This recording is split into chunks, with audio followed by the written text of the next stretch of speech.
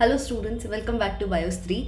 आज की इस वीडियो में हम सॉल्व करने वाले हैं हमारा प्रीवियस ईयर क्वेश्चंस और ये बहुत ज़्यादा इंपॉर्टेंट होने वाली है वीडियो। इसको make sure you do not skip क्योंकि इंपॉर्टेंट क्वेश्चंस हैं और क्योंकि बहुत कम दिन रह गए हैं आपकी प्रिपरेशन के लिए, तो इट्स इम्पॉर्टेंट कि जितना आप पढ़ते जा रहे हो हम क्वेश्चन प्रैक्टिस उतनी ही करते रहें। सो बिना किसी डीले के लेट्स स्टार्ट द वीडियो। देखो, पहला क्वेश्चन आपका यहाँ पे एनिमल किंगडम से दिया हुआ है और पूछा क्या है, the radial symmetry is not found in adults of phylum. तो क्वेश्चन को ध्यान से पढ़ना, यहाँ पर अडल्ट्स के बारे में पूछा हुआ है, ठीक है। यहाँ पर ट्रिक आ जाती है, that I will tell you. देखो, रेडियल सिमेट्री, सबसे पहले रेडियल सिमेट्री क्या है कि आप किसी भी जो ऑर्गेनिज्म है उसको किसी भी प्लेन से आप कट करोगे तो वो आइडेंटिकल हाफ्स में आपका मिलेगा, ठीक है। अब अडल्ट्स में पूछा है तो मुझे एक बात बताओ, नहीं मिलती, ठीक है। एकिनोडर्मेटा में क्या होता है, एकिनोडर्मेटा में जो लार्वल स्टेज है उसके पास कौन सी सिमेट्री देखने को मिलती है, बायलेटरल। लेकिन जो इसका अडल्ट है उसके पास कौन सी सिमेट्री देखने को मिलती है, इसके पास मिलती है रेडियल सिमेट्री। तो यहाँ पे ये तो हम नहीं टिक करेंगे क्योंकि नॉट पूछा है। टीनोफोरा और सीलेंट्रेटा, इन दोनों में भी आपको अडल्ट्स में कैसी सिमेट्री देखने को मिलती है, रेडियल सिमेट्री, ठीक है। जो नहीं मिलती वो है हमारे पास हेमीगॉर्डेटा में। तो हमें हेमीगॉर्डेटा में ये चीज़ हमारी नहीं देखने को मिलती है। हेमीगॉर्डेटा में कौन सी सिमेट्री है आपके पास, यहाँ पर है बायलेटरल सिमेट्री, ठीक है। तो यही पूछा है कि रेडियल सिमेट्री किस में नहीं है, तो सी ऑप्शन जो है वो आपका यहाँ पर क्या हो जाएगा, सही। अगला क्वेश्चन देखो, मैच दी फॉलोइंग है यहाँ पर कि आपको कॉलम 1 को कॉलम 2 के साथ मैच करना है। यहाँ पे देखो, सबसे पहले आपको टीनिया ऑर्गेनिज्म दिया हुआ है, ठीक है। अब टीनिया क्या है, ये एक्सक्रीशन के लिए आपका यूज़ करता है प्रोटोनेफ्रीडिया इसके पास मिलते हैं, प्लस इसके पास फ्लेम सेल्स मिलते हैं। तो ए का 3 अगर हम चेक करने जाएं, अरे वाह, एक ही ऑप्शन दिया हुआ है, लेकिन स्टिल हम और देखते हैं। पैरामीशियम आपका क्या यूज़ करता है, कॉन्ट्रैक्टाइल वैक्यूल। कॉन्ट्रैक्टाइल वैक्यूल किस लिए है, ऑस्मो रेगुलेटरी फंक्शंस के लिए, ठीक है। पेरीप्लेनेटा जो है आपका, ये क्या यूज़ करता है, कॉकरोच जो है, it will use your uricose gland. ये किस लिए करता है, फॉर द एक्सक्रीशन, ठीक है, एक्सक्रीशन के लिए it uses this uricose gland. Pheretima जो है आपका, इसके पास क्या होते हैं, एक्सक्रीटरी स्ट्रक्चर्स, अगेन नेफ्रीडिया, ठीक है। तो सी ऑप्शन, ये डी ऑप्शन जो है आपका वो सही हो जाएगा। अगला क्वेश्चन देखो, चैप्टर भी यहाँ पे मेंशन है आपका, स्ट्रक्चरल ऑर्गेनाइजेशन इन एनिमल्स। अब यहाँ से कौन सा क्वेश्चन है, देखो, गिवन बिलो आर 2 स्टेटमेंट्स, ठीक है, सही बात है, 2 स्टेटमेंट्स है। अब कौन सी है वो देख लेते हैं। स्टेटमेंट 1 सेज कि ligaments are dense irregular tissue, यहीं पर बात गलत हो जाती है। इरेगुलर तो है ही नहीं, वो तो रेगुलर है, ठीक है, तो ये स्टेटमेंट तो हो गई गलत। दूसरा देखो, cartilage is dense regular tissue. Cartilage क्या है, it is a specialized tissue, ठीक है। कार्टिलेज हो गया, ब्लड हो गया, ये क्या है आपके स्पेशलाइज्ड टिश्यू। तो दोनों ही स्टेटमेंट गलत हो जाती है। तो यहाँ पे क्या आ जाएगा, both statement 1 and 2 are false. आगे चलते हैं। Which of the following are not considered as the part of endomembrane system? Endomembrane system में क्या क्या आता है, देखो, एंडोमेम्ब्रेन में आता है एंडोप्लाज्मिक रेटिकुलम, इसके अंदर आता है गोल्जी कॉम्प्लेक्स, इसके अंदर आते हैं लाइजोसोम्स और इसके अंदर आते हैं आपके वेसिकल्स, ठीक है। तो देखो यहाँ पे क्या पूछा है, अगेन नॉट। प्लीज़ प्लीज़ इस बात को बहुत ज़्यादा ध्यान रखना कि आप क्वेश्चन पेपर में ढंग से क्वेश्चंस को पढ़ो, उसमें नॉट पूछा हुआ है या फिर उसमें क्या पूछा हुआ है। तो यहाँ पे नॉट लिखा हुआ है, तो देखो यहाँ पे माइटोकॉन्ड्रिया नहीं है, ठीक है, ER है, क्लोरोप्लास्ट भी नहीं है, पेरोक्सिसोम भी इसका पार्ट नहीं है, गोल्जी कॉम्प्लेक्स है। तो यहाँ पे हमारा नॉट में क्या आ जाएगा, माइटोकॉन्ड्रिया, क्लोरोप्लास्ट एंड पेरोक्सिसोम्स। इनकी जो एक्टिविटी है वो ऊपर इस एंडोमेम्ब्रेन सिस्टम के साथ कोऑर्डिनेट नहीं करती, ठीक है। तो यहाँ पर आंसर क्या आ जाएगा हमारा, A, C and E, C option, ठीक है। इसके बाद देखो, which of the following functions is carried out by cytoskeleton in a cell.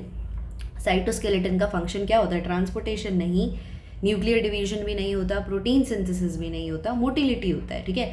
Motility है, मैकेनिकल सपोर्ट है, ठीक है, मैकेनिकल सपोर्ट है, ये जो काम है ये आपके होते हैं साइटोस्केलेटन ऑफ अ सेल के। तो इसका आंसर क्या आ जाएगा, इसका आंसर हमारा आ जाएगा D। अब अगला क्वेश्चन देखते हैं। ऑल राइट, अब ये वाला क्वेश्चन हमारा बायोमोलिक्यूल्स से आ जाता है, ठीक है। तो इस क्वेश्चन का आंसर हम देखते हैं। गिवन बिलो आर 2 स्टेटमेंट्स, यहाँ पर 2 स्टेटमेंट्स हमें दी हुई हैं, चलो पढ़ते हैं। स्टेटमेंट 1 कि लो टेम्परेचर जब रहता है, it preserves the enzyme in a temporarily inactive state. ये बात बिल्कुल सही है। जब आप उसको लो टेम्परेचर दोगे तो एंजाइम क्या है, इनएक्टिव तो हो जाएगा बट टेम्परेरी बेसिस पे होगा। जब वापस से आप उसको उसका टेम्परेचर दे दोगे तो उसकी एक्टिविटी रिस्टोर हो जाएगी। Whereas high temperature destroys enzymatic activity, क्योंकि जो प्रोटीन्स होते हैं वो डीनेचर हो जाते हैं हीट की वजह से। ये स्टेटमेंट बिल्कुल सही है, ठीक है। तो हमारी ये वाली स्टेटमेंट सही है। नेक्स्ट देखो, when the inhibitor closely resembles the substrate in its molecular structure. आप ये लगाओ, जो इनहिबिटर है वो रिजेंबल कर रहा है आपके सबस्ट्रेट को, ठीक है, मॉलिक्यूलर स्ट्रक्चर में, और इनहिबिट कर रहा है एंजाइम की एक्टिविटी को, क्योंकि एंजाइम और सबस्ट्रेट ने बाइंड होना है, ठीक है। तो ये इसको वो कर रहा है, तो इसको क्या हम कॉम्पिटिटिव इनहिबिटर बोलेंगे? बिल्कुल सही बात है। एक बात बताओ, ये आपका यहाँ पर सबस्ट्रेट प्रेजेंट है और इधर आपका एंजाइम ने आके बाइंड होना है, ठीक है, या फिर ये आपका मान लो एंजाइम है, इधर सबस्ट्रेट आके आपका बाइंड होगा। तो अगर इस सबस्ट्रेट की जगह इसी की शेप का इनहिबिटर आ जाता है और ये बाइंड होने लगता है इससे, तो ये कॉम्पिटिशन हो गया ना इन दोनों के बीच में फॉर दैट एंजाइम, तो ये कॉम्पिटिटिव इनहिबिटर है। और इसका एग्जाम्पल क्या है? बहुत अच्छा एग्जाम्पल है जो आपको याद रखना है, which is inhibition of enzyme. कौन सा है? Succinic dehydrogenase. इसको इनहिबिट करता है कौन? मेलोनेट, ठीक है, मेलोनेट, जो कि किसको क्लोजली रिजेंबल करता है? आपका सक्सिनेट को। अब सक्सिनेट और मेलोनेट जो है इनका स्ट्रक्चर सिमिलर रहता है, तो मेलोनेट किसको इनहिबिट करता है? इस एंजाइम की एक्टिविटी को। This is an example of competitive inhibition. तो स्टेटमेंट 2 भी सही है, तो हम क्या बोलेंगे? Both statement 1 and statement 2 are true, ठीक है। चलो अब चलते हैं आगे। गिवन बिलो आर 2 स्टेटमेंट्स, ठीक है। अब हमें इसमें से सही बात बतानी है वापस से। देखो स्टेटमेंट 1 क्या कहती है? A protein is imagined as a line. चलो लाइन की तरह मान लेते हैं। जो इसका लेफ्ट एंड है, यहाँ पर पहला अमीनो एसिड आता है which is C terminal, and the right end is represented by N terminal. ये बात यहीं पे गलत हो जाती है। एन टर्मिनल आपका पहले जो अमीनो एसिड है उसका लेफ्ट साइड पे आपका एन टर्मिनल रहता है, लास्ट अमीनो एसिड का आपका सी टर्मिनल रहता है। तो ये बात तो गलत हो गई, ठीक है। आगे देखते हैं। Adult human haemoglobin consist of 4 सब यूनिट्स। सही बात है। 2 सब यूनिट्स ऑफ अल्फा टाइप, 2 सब यूनिट्स ऑफ बीटा टाइप। ये बिल्कुल सही है, ठीक है। तो यहाँ पर हमारी करेक्ट ऑप्शन हमसे चूज़ करने को बोला हुआ है ना, चूज़ द करेक्ट आंसर। तो आपका क्या हो जाता है? बोथ स्टेटमेंट 1 एंड, अच्छा सॉरी, यहाँ पर हमारी 1 वाली तो गलत हो गई ना, क्योंकि इन्होंने सी एन टर्मिनल को ऑपोजिट कर दिया है। तो हमारा क्या आ जाएगा? Statement 1 is false and statement 2 is true. बात समझ गए आप? ये वाली स्टेटमेंट सही है, ये वाली स्टेटमेंट में इन्होंने गलत बोल दिया। लेफ्ट साइड पे आपको क्या याद रखना है? That it is your N terminal, ठीक है, अमीनो एसिड का, और लास्ट में आपका क्या रहेगा? सी टर्मिनल अमीनो एसिड का। डाइजेशन एब्जॉर्प्शन को हम स्किप कर सकते हैं, आगे चलते हैं। चलो अब नेक्स्ट क्वेश्चन आपका कहाँ से आ रहा है? रेस्पिरेशन वाले चैप्टर से, breathing and exchange of gases. Question क्या है कि vital capacity of lung is, vital capacity क्या होती है? देखो वाइटल कैपेसिटी क्या है? मैक्सिमम, यहाँ पे शुड आई, ऑलराइट, सो यहाँ पर देखो क्या है? मैक्सिमम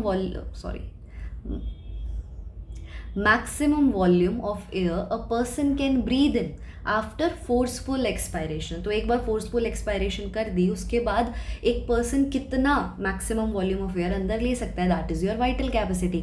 तो वाइटल कैपेसिटी में आपका आंसर क्या रहता है? It includes your inspiratory reserve volume, expiratory reserve volume and tidal volume. So all 3। और एक और हम बोल सकते हैं कि आप रेजिडुअल वॉल्यूम को हटा दो इसमें से, तो आपका रेजिडुअल वॉल्यूम को हटाकर जो आपकी वैल्यूज़ 3 रहती हैं, that is your vital capacity, ठीक है। अगर आप रेजिडुअल वॉल्यूम को इंक्लूड कर देते हो तो कमेंट करो आप डिस्क्रिप्शन बॉक्स में और मुझे बताओ फिर आपकी कौन सी कैपेसिटी बनती है, ठीक है। चलो नेक्स्ट क्वेश्चन देखते हैं। Match list 1 with list 2।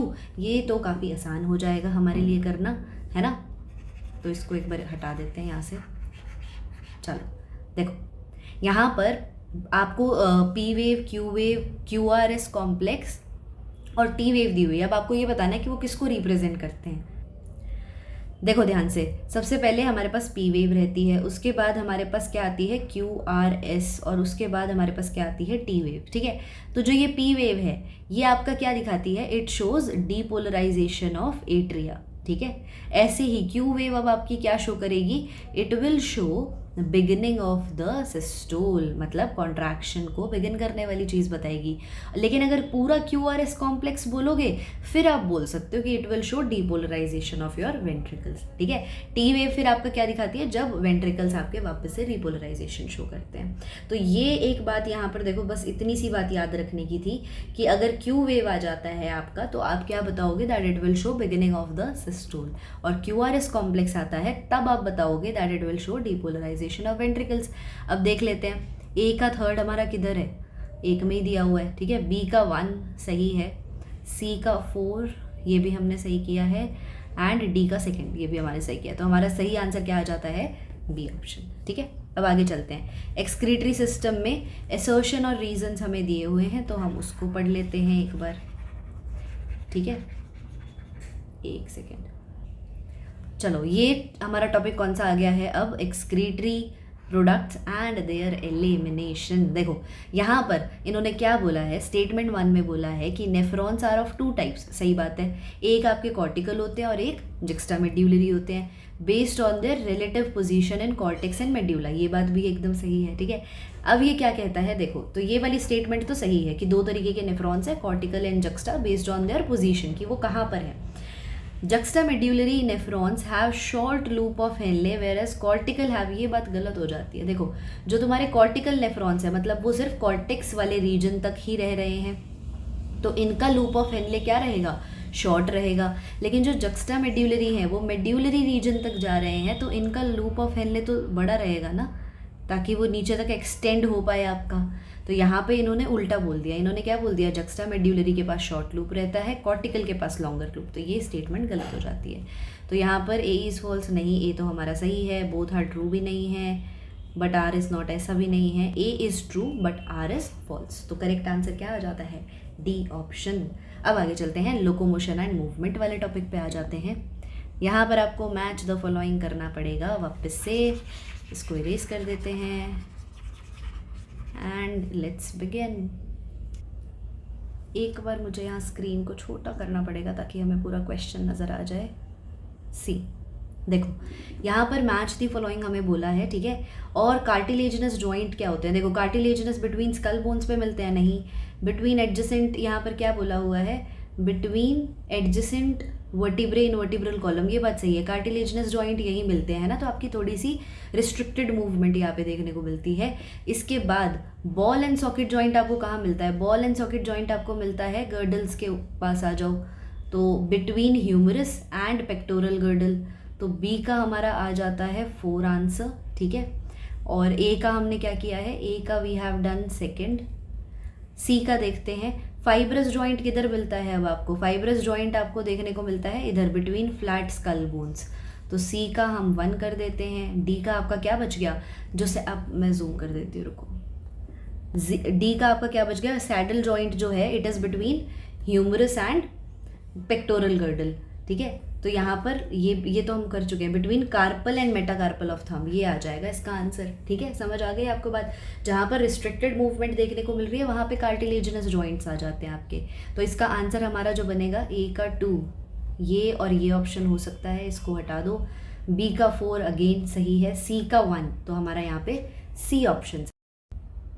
चलो तो इसका आपको समझ आ गया। Now let's move on to the next question. यहाँ पर इसको लेट मी जूम और फिर थोड़ा सा, चलो मैं इसी को साइड कर देती हूँ।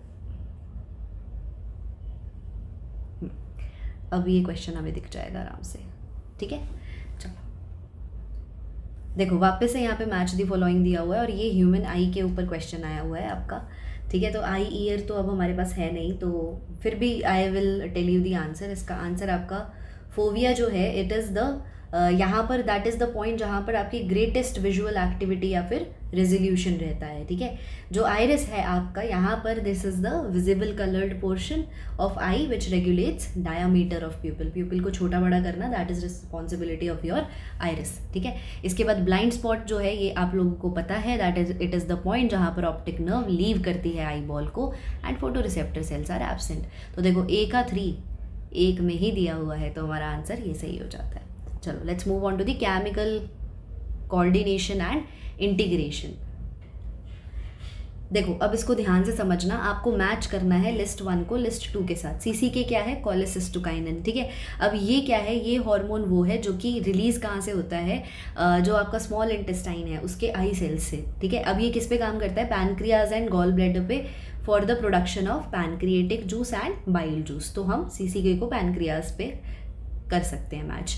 इसके बाद GIP पे आ जाओ। GIP आपका क्या है? Gastric inhibitory peptide. इसको कौन सिक्रेट करता है? ये सिक्रेट होता है आपका K cells of the small intestine. अब ये किस पे एक्ट करता है? ये एक्ट करता है आपका जितनी भी आपकी गैस्ट्रिन एक्टिविटी है, ठीक है, वो उसको क्या करता है? ये एक तरीके से आपका उसको काम करके उसको डिक्रीज करता है, ठीक है।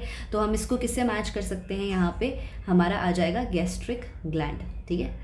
तो एक तरीके से इनिबिटरी है, इसके नाम में ही आपको पता चल रहा है ना, gastric inhibitory peptide. Atrial natriuretic factor, ये आपका कहाँ पे काम कर रहा है? हार्ट के ऊपर। ADH जो है आपका, ये आपका जो है एंटी डायूरेटिक हार्मोन, ये क्या करता है? ये आपका एक तरीके से जो किडनीज हैं, ठीक है, ये किडनीज़ को क्या करता है कि भाई ये इट गाइड्स द किडनीज़ कि आप इसको जो वाटर है उसको वापस से ब्लड में ज़्यादा रिटर्न करो। तो एक तरीके से वाटर की रीएब्जॉर्प्शन करवाता है। तो ADH किसके ऊपर काम कर रहा है? किडनी के ऊपर। तो CCK का हमारा आ गया फोर्थ, A का आ गया है फोर्थ आंसर। इन दोनों में से बनेगा, इसे हटा देते हैं। गैस्ट्रिक इनिबिटरी पेप्टाइड गया है गैस्ट्रिक ग्लैंड पे, B का यानी कि 3 बनेगा हमारा, है ना। B का हमारा आ जाएगा 3, जो कि ये रहा B का 3 और यही। तो आपका B ऑप्शन सही हो जाता है। Thank you so much for watching this video. इसके आगे I will continue the rest of the questions and तब तक के लिए keep learning, keep working hard, all the very best.